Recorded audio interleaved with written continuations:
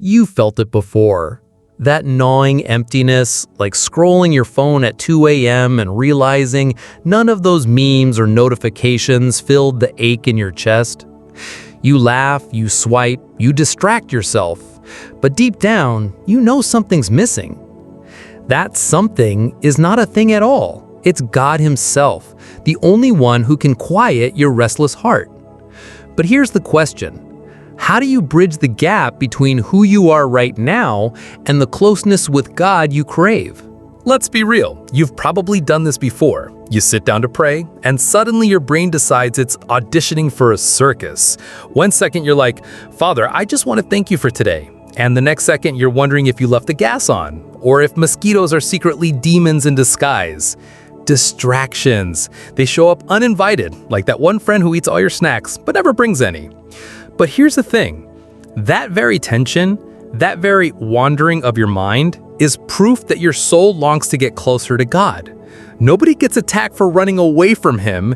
It's when you move toward Him that everything from your phone's buzzing to your own brain chemistry suddenly declares war. Ever notice how the stuff that draws you away from God never looks scary? It looks comfortable.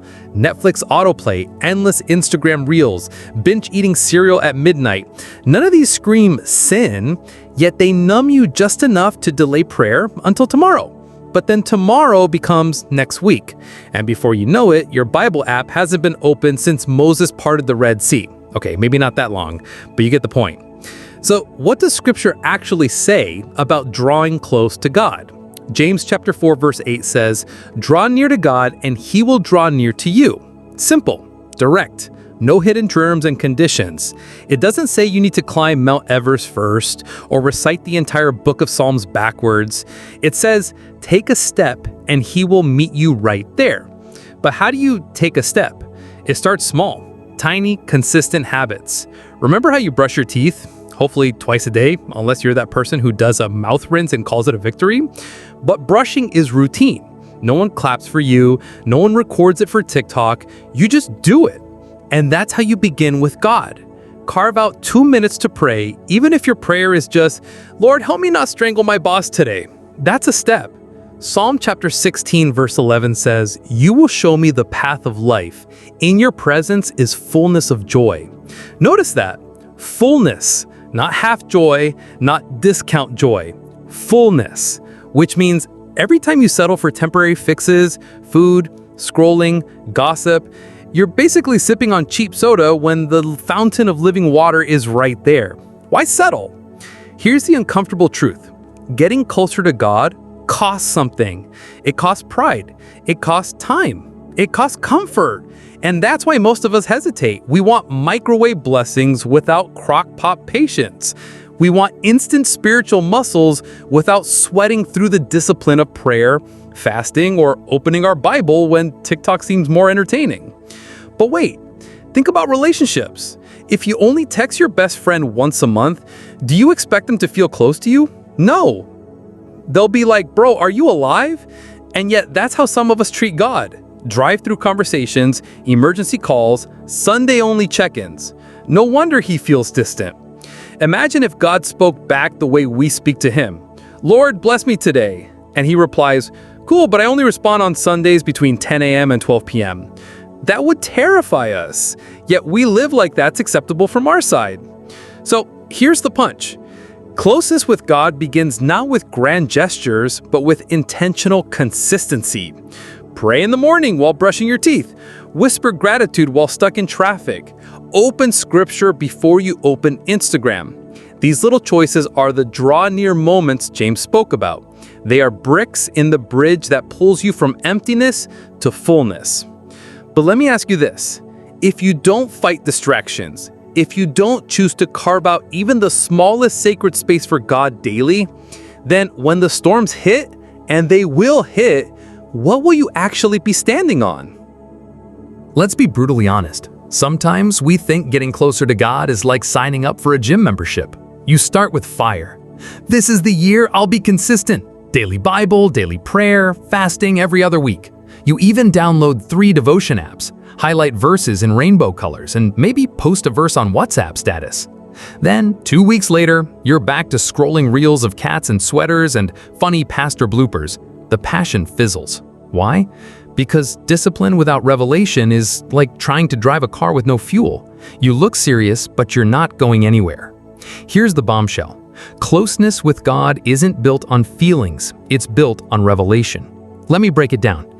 Hebrews chapter 11 verse 6 says, "But without faith it is impossible to please God. For he that comes to God must believe that he is, and that he is a rewarder of them that diligently seek him." That's not casual seeking. That's not when I feel like it seeking. That's diligence, sweat, effort. Not sexy, not Instagrammable, but powerful. Think about it. If you only pursue God when it feels good, you'll never experience his depth, because feelings are like Nigerian electricity supply. They come and go. But truth? Truth is constant. Truth says even when you don't feel holy, you are still called holy in Christ Jesus. Even when you feel dry, his spirit in you is still living water. And when you anchor in that, discipline stops being drudgery and becomes desire. Most people think prayer is about bending God to fit their plans. Wrong. Prayer bends you to fit his will. That's why Jesus in Matthew chapter 6 verse 10 said, "Thy will be done on earth as it is in heaven." Notice, it's not my will be approved in heaven, it's his will shaping you. And that's what closeness with God looks like. Less of you, more of him. But here's where the struggle gets real. What about sin? That habit you can't seem to shake. The guilt that whispers, "Don't bother praying, God's tired of you." Romans chapter 8 verse 1 smashes that lie. "There is therefore now no condemnation to them which are in Christ Jesus." None. Zero. Zilch. God doesn't push you away when you stumble, he pulls you closer if you'll let him. Sin doesn't disqualify you from seeking him, it's the very reason you must seek him. Here's a reality check. People in the Bible were not super saints. Elijah prayed fire down one day, begged God to kill him the next. David worshiped with passion but also messed up royally. Peter walked on water, then sank like a brick. Yet every single one of them experienced God's closeness, not because they were flawless, but because they kept coming back over and over. That's the secret, persistence. Think about your own life. Remember when you first fell in love, or at least thought you did? You couldn't stop thinking about that person. You texted, called, stalked their social media, replayed conversations in your head. You made space for them. Now ask yourself, do you give God that same pursuit? Or has he become the backup tab in your browser of life? The more you seek him, the more you'll realize he was seeking you first. John chapter 15 verse 16 says, "You have not chosen me, but I have chosen you." Pause. Let that hit. You didn't start this. He did. You're responding to a divine invitation that existed before you even breathed your first word. That's why closeness is possible. It's not one-sided pursuit. It's God pulling while you step. So, practical steps? Start by replacing consumption with communion. Instead of checking Twitter first, check in with God. Instead of ranting to 3 friends about your problems, rant to him first in prayer. Instead of filling silence with noise, dare to sit in quiet and let his presence wash over you. At first it feels awkward, like sitting with someone you barely know, but soon his voice becomes the loudest in your life. Let's land this with a challenge. If you truly want to get closer to God, you must stop treating him like an app and start treating him like oxygen. You don't remember to breathe, you just do. That's intimacy. That's daily life with Christ. But here's the chilling question. If you woke up tomorrow and realized God had been giving you the exact amount of attention you've been giving him, would you survive? So here we are. After all the laughter, the distractions, the failed prayer attempts, the guilt trips, and the endless cycles of "I'll start tomorrow," the truth is painfully clear. You cannot afford to live distant from God. Not in this world, not in this chaos, not when storms hit without warning. Closeness with God is not a hobby. It's not a side quest. It's survival. It's breath in a suffocating culture. It's light in a world choking on shadows. And here's the kicker. It's not as complicated as you've made it. It's not about climbing a ladder to heaven. It's about falling into the arms of the one who already climbed down for you. Every scripture we've unpacked points to this reality. Jesus Christ is not waiting for you at the finish line with a clipboard. He's walking beside you every shaky step, saying, "Draw near, I'm here."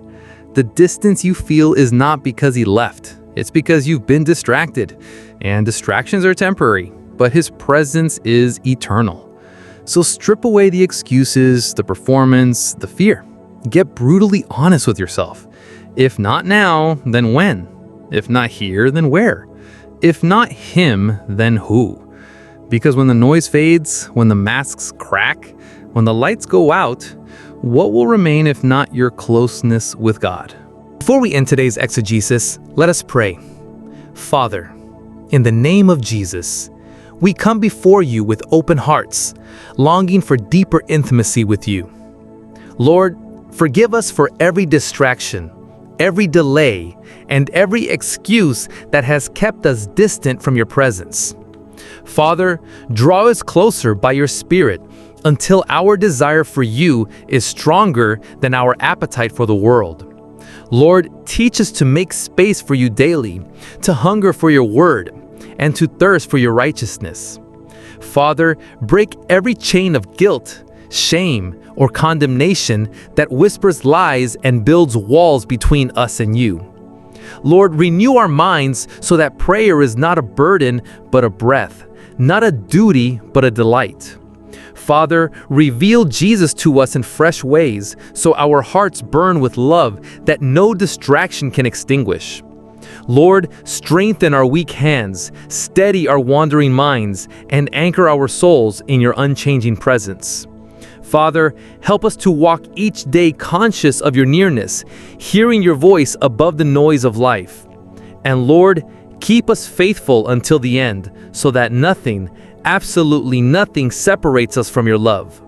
In Jesus' mighty name we have prayed, Amen. Go in peace, stay rooted in Christ, and don't forget, subscribe to this channel so you never miss a chance to grow closer to God.